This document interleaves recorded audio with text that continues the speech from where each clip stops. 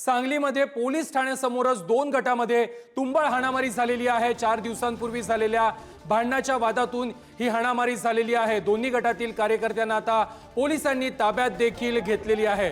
ही दृश्य आहेत सांगलीमध्ये पोलीस स्टेशनच्या समोरच दोन गटांमध्ये तुंबळ हाणामारी झालेली आहे।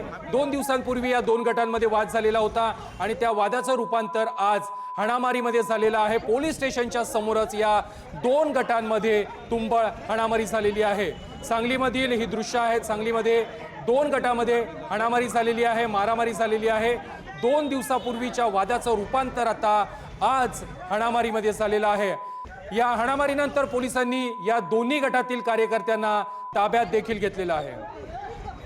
या संदर्भात अधिक माहिती देत आहेत आमचे प्रतिनिधी स्वप्नील पाटील। स्वप्नील, काय अधिकची माहिती आहे? दोन गटामध्ये पोलीस स्टेशन समोरच हाणामारी झाली आहे। नक्कीच प्रथमेश, 4 दिवसापूर्वी झालेल्या भांडणाच्या वादातून सांगली शहर पोलीस ठाण्यासमोर दोन गट समोर भेटले होते। यावेळी एकाच बेदम मारहाण करण्यात आली आहे।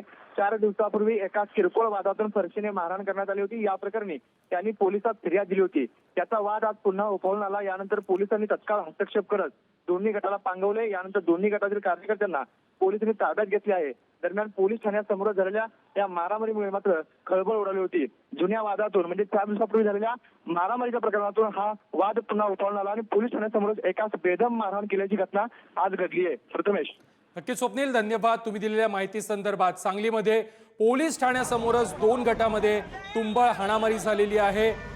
4 दिवसांपूर्वी या दोन्ही गटामध्ये वाद झालेला होता आणि या वादाचं रूपांतर आज हाणामारीमध्ये झालेलं आहे। या हाणामारीनंतर पोलिसांनी या कार्यकर्त्यांना ताब्यात घेतलंय।